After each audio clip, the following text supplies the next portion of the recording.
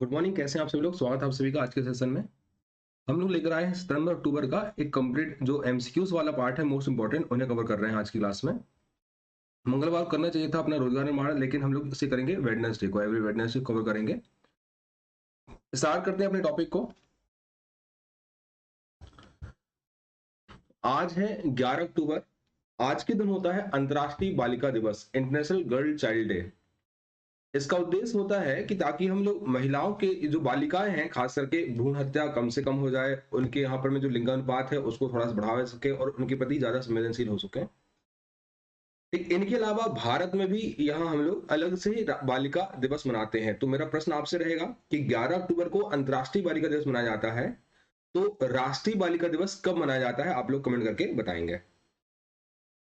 ठीक, बात करेंगे। अगला नेक्स्ट पॉइंट यहाँ पर रहेगा, पहला अंतर्राष्ट्रीय बालिका दिवस 11 अक्टूबर 2012 को मनाया गया था। यूनाइटेड नेशंस में पहली बार यहाँ पर में ये पहुंचाया गया था एक तरीके से, पूरा अपना प्रस्ताव कि भैया बालिका दिवस मनाया जाना चाहिए 2011 के उसमें। आगे जाकर से 2012 से हमने मनाना प्रारंभ किया हुआ है। और 2012 में जब पहली बार मनाया गया तब की थीम थी बाल विवाह को समाप्त करना। ठीक, ध्यान रखेंगे, बाल विवाह को समाप्त करने की थीम रखी गई थी। ये इसे आप लोग याद रख लीजिएगा, हालांकि बहुत इंपॉर्टेंट नहीं है ये, लेकिन इस बार की जो थीम है उसे जरूर याद करेंगे। इस वर्ष मतलब कि 2022 में अंतर्राष्ट्रीय बालिका दिवस की जो थीम है, our time is now, our right, our future. हमारा समय अब है, हमारे अधिकार, हमारा भविष्य। इस नाम से ये क्या किया गया है, यहां पर मैं थीम के साथ इस साल का अंतर्राष्ट्रीय बालिका दिवस मनाया जाएगा।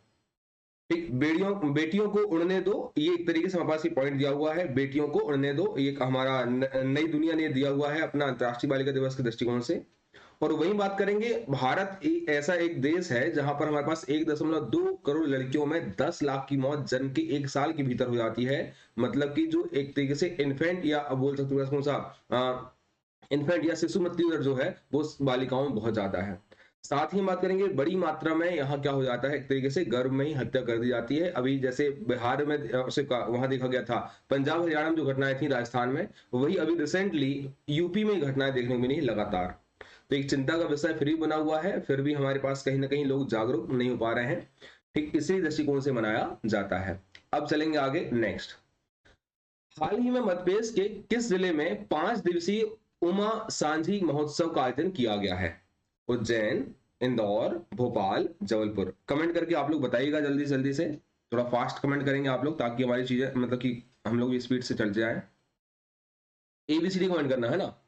तो उमा सांझी महोत्सव मनाया गया था उज्जैन में, 21 सितंबर 2022 को यहाँ मनाया गया है महाकालेश्वर मंदिर में।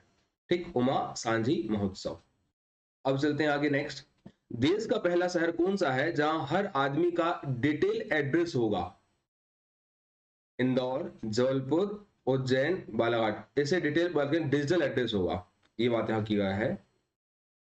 ठीक, तो ये शहर रहेगा अपना कौन सा, इंदौर। एक ऐसा शहर रहेगा जहां पर डिजिटल, इसे मैं गलती से वहां डिटेल कर दिया गया है, डिजिटल आप इसे याद रखेंगे, डिजिटल एड्रेस रखा जाएगा। ठीक, एक कोड के माध्यम से घर की लोकेशन मिल जाएगी। इस प्रक्रिया में यदि हमने सिक्योरिटी नहीं रखी ढंग से तो सिक्योरिटी ब्रीच ज्यादा होगी। आप एक एक्सेस में किसी व्यक्ति का पूरा डेटा निकाल सकते हैं और उसके दृष्टिकोण से यहाँ पर फिर से नई समस्याएं उत्पन्न हो सकती हैं। तो एक तरीके से प्राइवेसी हनन होना वो तो रहेगा ही रहेगा, प्राइवेसी की समस्याएं। इनके अलावा जो फ्रॉड की घटना है, साइबर फ्रॉड जो रहेगा वो और बढ़ जाएगा। साइबर फ्रॉड की घटना देखेंगे हम लोग तो वो बढ़ने की संभावना रहेगी। तो डिजिटल एड्रेस जो एक तरीके से बनाया जाने की नई पहल है, इससे संभावित खतरे कौन कौन से हो सकते हैं ये आपसे पूछ सकता है।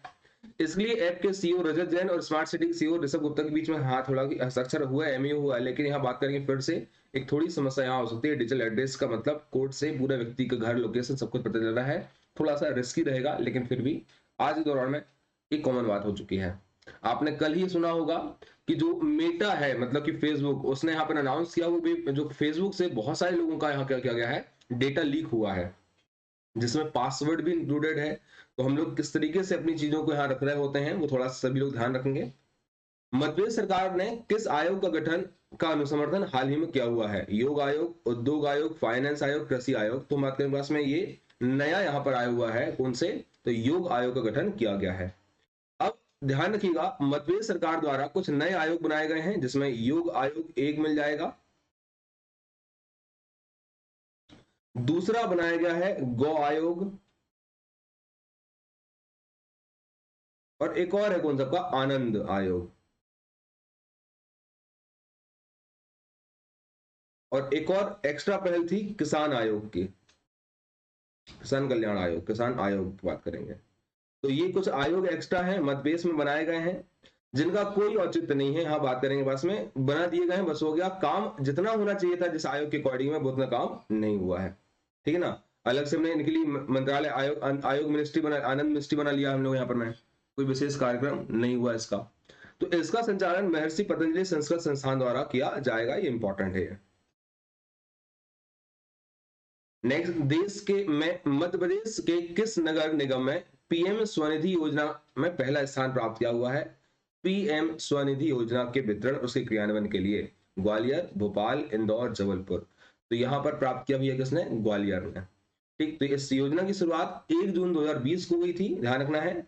और इसमें जो आपका दिहाड़ी मजदूर होते हैं, या जो दिहाड़ी मजदूर नहीं, जो रोड पर मतलब की बात, स्ट्रीट वेंडर्स जो हैं, रेडी पटरी पर काम करने वाले स्ट्रीट वेंडर, उन्हें लोन देने की बात कही गई थी, स्ट्रीट वेंडर को, वेंडर को लोन देने की तैयारी यहां पर की गई है। ये आपका एक तरीके से आत्मनिर्भर भारत अभियान के तहत पैकेज दिया गया था, और ये कोविड-19 के दौरान स्टार्ट किया गया था। नवनीत भाई गुड मॉर्निंग, कैसे हैं आप? बर्मिंघम इंग्लैंड में आयोजित कॉमनवेल्थ कराटे चैंपियन में निम्न से किसने कांस्य पदक जीता हुआ है? निहारिका कौरव, रुषा संपत, आदर्श मौर्य। तो ये किन्होंने जीता हुआ है, आप लोग कमेंट करके बताएं। आंसर रहेगा 1 और 2, मतलब कि ए और बी जो है वो इसका आंसर रहेगा करेक्ट। निहारिका कौरव और रुषा तंबत ने यहां पर क्या जीता हुआ था? कांस्य पदक। ये चूंकि एमपी से रिलेटेड है इसलिए पूछा गया है। रुषा तंबत और निहारिका कौरव भिंड से रिलेटेड रहेंगे, ठीक है ना, इंपॉर्टेंट है ये। अब चलते हैं आगे। देश का पहला नाइट गार्डन कहां बनाया गया है? नाइट सफारी आपने सुन लिया, नाइट गार्डन सुनिएगा, इंदौर, भोपाल, उज्जैन, जबलपुर। ठीक, इंदौर में नाइट जो है मार्केट खोलने की तैयारी की गई है, लेकिन ये बनाया गया कहां पर? आपका उज्जैन में। ये सब बनाएंगे कि अपने गलत, उज्जैन मतलब कि महाकाल जो लोग बनाया गया प्रोजेक्ट महाकाल, उसके दृष्टिकोण से। तो आप सभी को पता है कि भी आज है 11 अक्टूबर, आज अनाउंस किया जाएगा, मतलब कि होगा ओपन किया अपना महाकाल लोक का इनॉग्रेशन किया जाएगा पीएम मोदी जी द्वारा। पूरा मध्य प्रदेश यहाँ पर मैं, ठीक, बाबा महाकाल के लिए एक तरीके से उनके लिए भक्तिमय में लगा हुआ है। यहां पर इस पूरे गार्डन में सप्तऋषि मंडल, नवग्रह मंडल, कमलताल विराजे शिव जी, 108 स्तंभों में तांडव अंकन, त्रिपुरासुर वध आदि सभी चीजों को यहां पर में क्या गया, शामिल किया गया है। और ये एक इंपॉर्टेंट पॉइंट है आपका, इसी आपका प्रोजेक्ट महाकाल का ही भाग है। महाकाल कॉरिडोर पहले नाम रखा गया था, अब हो गया महाकाल लोक, इसका नाम कर दिया गया था। देश का पहला मूक बधिर अनाथालय मध्य प्रदेश से किस जिले में बनाया गया है? इंदौर, बुरहानपुर, भोपाल, होशंगाबाद। जल्दी कमेंट कर दें आप लोग जरा, पता हो तो। मूक बधिर अनाथालय, अच्छा ये क्वेश्चन मैं करा चुका हूं पहले आप लोगों से। तो ये बनाया गया कहां पर भैया? ये आंसर इंदौर में।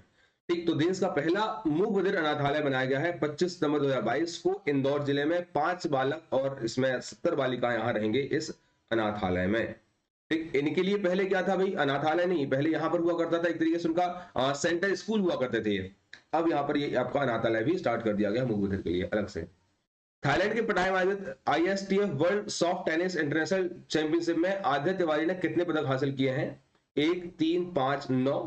तो आदित्य तिवारी जो है उन्होंने 5 पदक जीते हुए हैं, नर्मदापुरम की रहने वाली ही है। और प्रश्न पूछ लेगा इनका संबंध किससे है, तो सॉफ्ट टेनिस से रहेगा। ठीक, आदित्य तिवारी का संबंध किससे है, तो सॉफ्ट टेनिस से रहेगा। हाल ही में उन्होंने ISTF world soft tennis international championship में जीता हुआ था। थाईलैंड में स्टेटेड पटाया, इंपॉर्टेंट बीच है ये यहाँ का। हाल ही मध्य प्रदेश के कूनो पालनपुर राष्ट्रीय उद्यान में किस देश से 8 अफ्रीकी चीते लाए गए हैं? Kenya, South Africa, Namibia, Nigeria. रटा होना जी आप लोगों को, भैया नामीबिया से लाए गए हैं 8, जिनमें से 5 मादा हैं और 3 नर रहेंगे। 1952 में यह ध्यान रखना है कि भारत से चीते विलुप्त हो चुके थे, ध्यान रखना है, चीता विलुप्त होने की घोषणा कर दी गई थी। तो लगभग 70 साल बाद फिर से भारत में चीता आए हुए हैं। नेक्स्ट चलेंगे आगे, इसके बाद इंपॉर्टेंट पॉइंट अपना, मध्य प्रदेश के कितने अनुसूचित जाति बहुल ग्रामों का चयन प्रधानमंत्री आदर्श ग्राम योजना में किया गया है? 1074, 1174, 1574, 1474। हालांकि ये इंपॉर्टेंट नहीं, लेकिन व्यापक जैसे पेपर जब पूछेंगे, मान लेते हैं यहाँ पर आपको कौन सा एक आपका नायब तहसीलदार का पेपर होने वाला है, इनके अलावा पास पटवारी के जो पेपर होते हैं ग्रामीण विकास के दृष्टिकोण से, ग्रामीण पंचायती राज अर्थव्यवस्था के दृष्टिकोण से, दोनों पॉइंट जाएंगे यहाँ पर मैं। इनके अलावा आपके जो कई बार और दूसरे पेपर है, जैसे अभी आपका होने वाला कौन सा अकाउंटेंट पेपर होने वाला है, उसमें भी टॉपिक रखा हुआ है, तो उससे जरूर क्वेश्चन पूछ लेगा।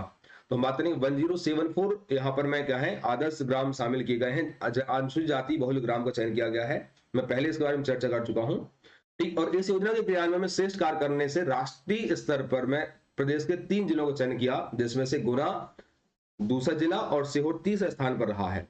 और प्रधानमंत्री आदर्श ग्राम योजना के क्रियान्वयन में मध्य प्रदेश पहले स्थान पर पहले से बना हुआ है, ध्यान रखना है। इस पर मैं पहले भी चर्चा कर चुका हूं अपनी क्लास में रेगुलर वाले में। ठीक, तो ये दोनों तरीका हो गया, एमसीक्यूज भी हमने कवर कर लिया और बाकी चीजें कवर कर ली है। अगला, हाल ही में किस राष्ट्रीय उद्यान में 7 दिवसीय हाथी महोत्सव का आयोजन किया गया है? वन विहार, पेंच राष्ट्रीय उद्यान, बांधवगढ़ और सतपुड़ा। तो भैया ये आपको कॉमन सेंस, यदि नहीं पता है ना तो कॉमन सेंस लगाइएगा। बांधवगढ़ राष्ट्रीय उद्यान में यहाँ पर 7 दिवसीय हाथी महोत्सव बनाया गया था। ये हमारा है अपना प्यारा सा मध्य प्रदेश, इसे आप लोग देख लो। चूंकि मध्य प्रदेश में यहाँ पर चूंकि बहुत ज्यादा अवैध कटाई या बाकी और जो घटनाएं थी, उन सभी दृष्टिकोण से बहुत ज्यादा मात्रा में हाथी नहीं थे। अब क्या हो जाएगा, हाथी की संख्या हमारे यहाँ पे बहुत कम थी। इस दृष्टिकोण से अब जो सघन वन जो है इस वाले भाग में पाए जा रहे हैं। तो छत्तीसगढ़ में ज्यादा खनन हो रहा है, झारखंड में खनन हो रहा है, बाकी और चीज कारण, तो हाथी यहां से मूवमेंट करते हुए इस वाले भाग में आ रहे हैं मध्य प्रदेश में। तो जो मध्य प्रदेश का जो पूर्वी हिस्सा है, खास करके जो बांधवगढ़ राष्ट्रीय उद्यान रहेगा, ठीक, उनमें यहाँ पर में इनका मूवमेंट ज्यादा देखा जा रहा है। तो आप इसे याद रख लेंगे, बांधवगढ़, उमरिया वाला। ठीक, इनके अलावा संजय धुबरी में भी हो सकते हैं, नीचे और आपका कान्हा में भी मूवमेंट इनका हो सकता है। तो लगभग 20 से 25 हाथियों का झुंड यहाँ पर देखा गया है। और इसी दृष्टिकोण से मध्य प्रदेश हो सके यार, चलो हाथी हमारे यहाँ आ चुके हैं और भविष्य में इसे प्लानिंग चल रहा है प्रोजेक्ट हाथी में जोड़ने की भी। प्रोजेक्ट हाथी में, प्रोजेक्ट टाइगर जैसे चल रहा है, तो प्रोजेक्ट हाथी में हाल ही में अब मध्य प्रदेश को शामिल किया जाएगा, क्योंकि यहाँ पर भी इनका हैबिटेट जोन या आवास क्षेत्र बन चुका है। ठीक, तो इसे आप ध्यान रखेंगे। और इससे आपका प्रश्न यहाँ पर में है, आप लोग कमेंट करके बताएंगे कि प्रोजेक्ट एलिफेंट या प्रोजेक्ट हाथी भारत सरकार द्वारा कब से प्रारंभ किया गया था और वर्तमान में कितने ऐसे स्थल हैं जो प्रोजेक्ट हाथी में शामिल हैं। ठीक, आप चाहे तो इसे एनवायरमेंट वाली क्लास में पहले चर्चा किया हुआ, उससे आप लोग देख सकते हैं।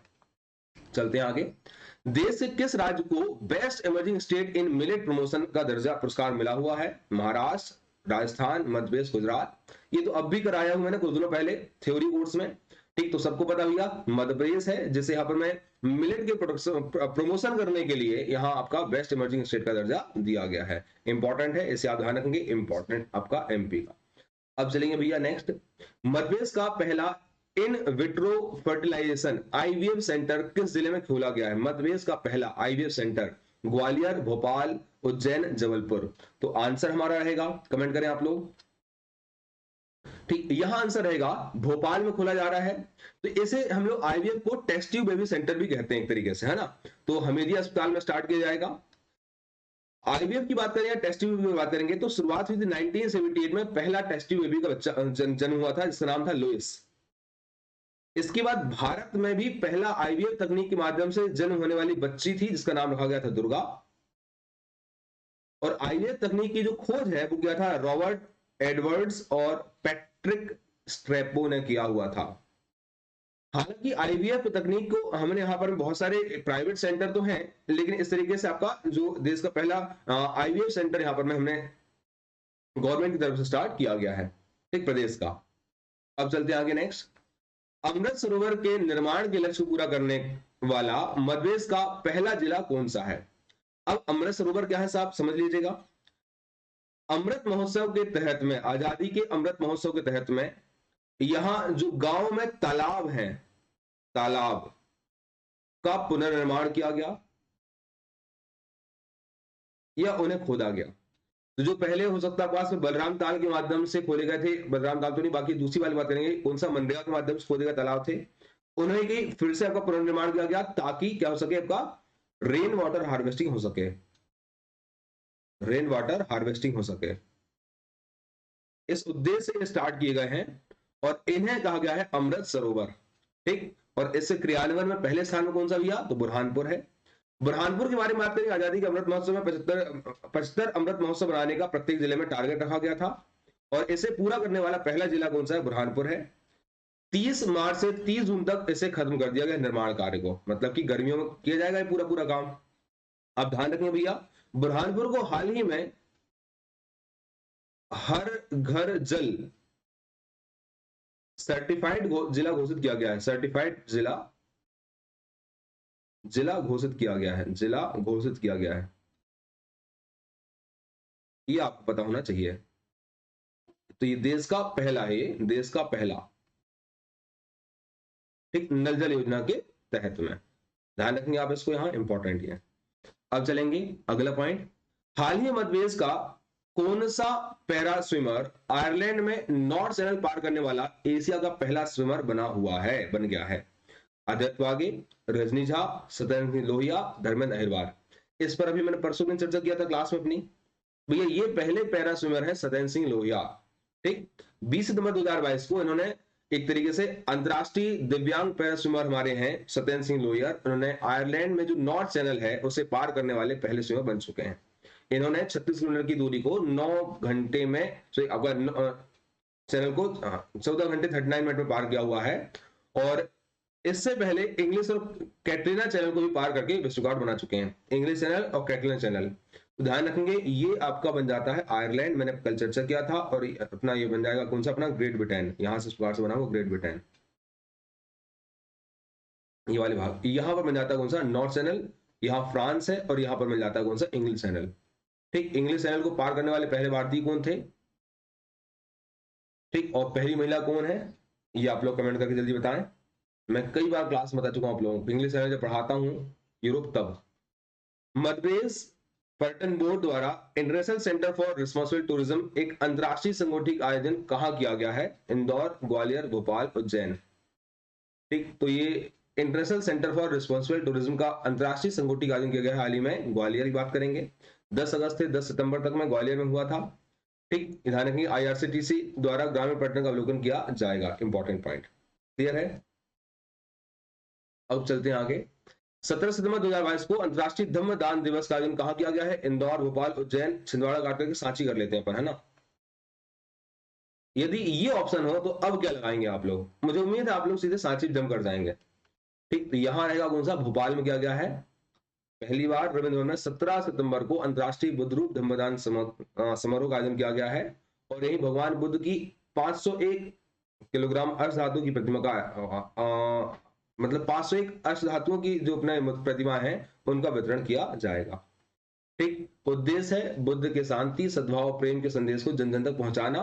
बस ये आप यहाँ उद्देश्य मनाते जाओ, इसका आयोजन बिल्कुल मत करो।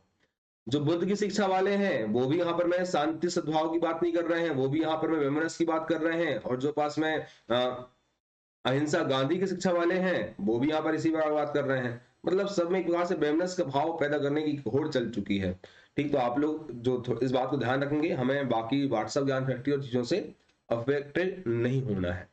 मध्य संस्कृति विभाग द्वारा 2021 का राष्ट्रीय लता मंगेशकर अलंकरण या सम्मान किसे दिया गया है? आनंद मिलिंद, शैलेंद्र सिंह, कुमार सानू, अलका याग्निक। 2021 का तो आपको पता भैया, कमेंट करें जल्दी से। आंसर है हमारे पास कौन सा? कुमार सानू को दिया गया। 2020 का दिया गया है आनंद मिलिंद को, और 19 का दिया गया शैलेंद्र सिंह को। 2013 का दिया गया था अलका याग्निक को, ध्यान रखेंगे। और ये पुरस्कार स्टार्ट हुए हैं 1984 में, इस पर मैं चर्चा एक अलग से वीडियो में कर चुका हूं। अब चलते हैं आगे। मध्यप्रदेश का पहला पर्यटन थाना कहां खोला जाएगा? इंदौर, ग्वालियर, पचमढ़ी, उज्जैन। तो पहला पर्यटन थाना खोला गया है, ठीक, हमारे उज्जैन में। किसके दृष्टिकोण से? वो ये पास में महाकाल लोक के दृष्टिकोण से, और नाइट जो आपका गार्डन बनाया गया उसके दृष्टिकोण से। अगला चलते हैं आगे। फ्रांस की राजधानी पेरिस में पेरिस के सहयोग से किस दिन MP डे मध्यप्रदेश दिवस मनाया गया था? अभी जो कि मध्यप्रदेश की टीम वहां गई थी फ्रांस में, तो उस दृष्टिकोण से कहां पर कब यहाँ पर मनाया गया है? 19 सितंबर को, 21 सितंबर को, 23 को और 26 सितंबर को। भैया ध्यान रखेंगे हम लोग 23 सितंबर को हम लोगों ने MP डे बनाया हुआ था। ये बनाया हुआ था मध्यप्रदेश का, सॉरी भारत का जो एक तरीके से क्या है वहां पर में पेरिस में, फ्रांस में दूतावास है वहां पर मध्यप्रदेश के डेलीगेट्स द्वारा इसे मनाया गया है फ्रांस की राजधानी पेरिस में, ठीक। MP डे का आयोजन किया गया था 23 सितंबर को, इस पर चर्चा मैं कर चुका हूं, ठीक। इस प्रकार से आज के महत्वपूर्ण प्रश्न हमारे हुए। आगे की क्लासेस में फिर से हम लोग चर्चा करेंगे अनपरागित कंडक्टर के बिंदुओं को। तो डेली हमारी क्लास चलेगी 8 बजे।